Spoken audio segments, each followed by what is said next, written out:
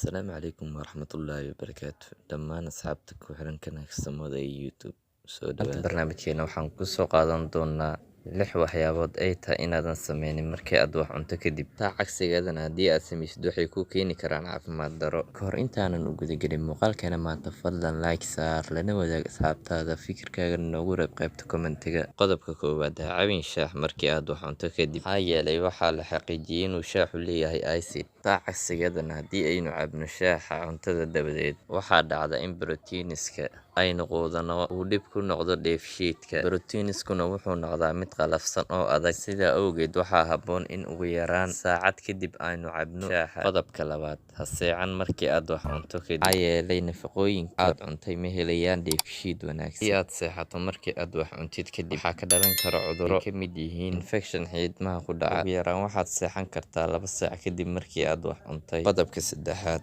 ha iska furin suunka ama ha iska dabcin markii aad wax cunto kadib iska dabcinta suunka waa astaan muujinaysa inaad cuntada si xad dhaaf ah u cuntay taasina ma ahan mid caafimaadkaaga u wanaagsan iska dabcinta suunka waxay xiidmaha ku keenaysaa maroojin iyo xanibaad qodobka afaraad ha sameynin dhaqdhaqaaq badan kadib markaad wax cunto haddii aad samayso dhaqdhaqaaq aad u badan sida socodka ciyaarta iyo orodka waxay kugu sababaysaa in nafaqooyinka xiidmaha si fiican u nuugi kari waayo balse ugu yaraan saacad kadib waad samayn kartaa orod iyo jimicsi intaba qodobka shanaad ha cunin qudaarta iyo miraha markii aad wax cunto kadib dhakhaatiirtu waxay dadka had iyo jeer kula taliyaan inay cunaan qudaarta balse badi waxay ilaabaan inay talada u raaciyaan waxyeelada caafimaad ay leedahay in la cuno cuntada kadib sidaa awgeed waxaa habboon in qudaarta laga dambeysiiyo saacad ama in ka badan qodobka lixaad ha cabin sigaarka markii aad wax cunto kadib dadka oo dhammise way ogyihiin in sigaarka dhibaato ba'an u geysto caafimaadka qofka haddii aad sigaar cabtid markii aad wax cuntid kadib halkii xabo oo sigaar aad cabtay ayaa waxay la waxyeelo tahay 10 xabo oo sigaar ah haddii aad sigaarka cabtid cuntada kadib waxaa sii kordha halista aad ugu jirto inuu kugu dhici karo xanuunka kansar waxaan rajaynayaa inaad muuqaalkan ka faa'iiday haddii uu ku anfacay like saar lana wadaag asxaabtaada fikirkaaga noogu reeb qaybta kommentiga